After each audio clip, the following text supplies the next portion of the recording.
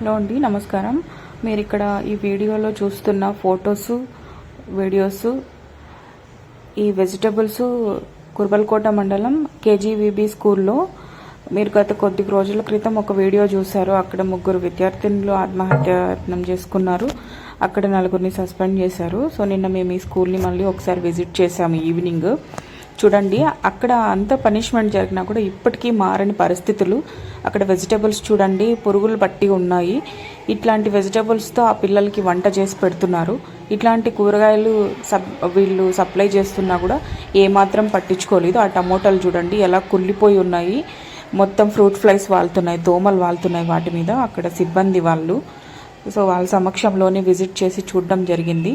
ఏమాత్రం పట్టించుకోవడం లేదు. కుప్పలు కుప్పలుగా అట్లా ఆరు బయట పడేస్తున్నారు. ఈ ఆకు చూడండి, గోంగూర ఎండిపోయింది అసలు.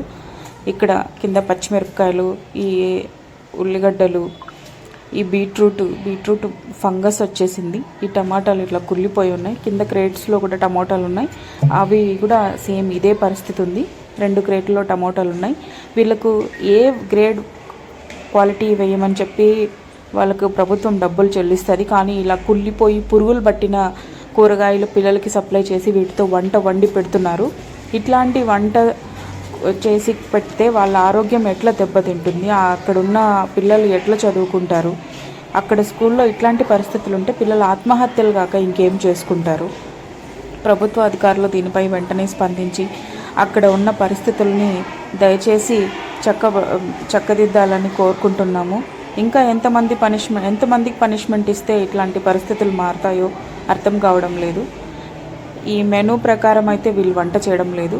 మేము అక్కడ విజిట్ చేసాం. ఈరోజు బీరకాయ కూర, సాంబార్ చేయాల్సి ఉంది. ఓన్లీ సాంబార్ మాత్రం చేశారు. అన్నం వండారు, పెట్టారు. చూడండి మళ్ళీ ఒకసారి ఆ వెజిటేబుల్స్ ఇలా పోసేసి పెట్టేశారు. కనీసం వాటికి ఏమీ ప్రొటెక్షన్ కూడా వేయలేదు. ఒక దోమ తెర కూడా కట్టలేదు. అట్లా వేసి వదిలేశారు అల్మార్లలో.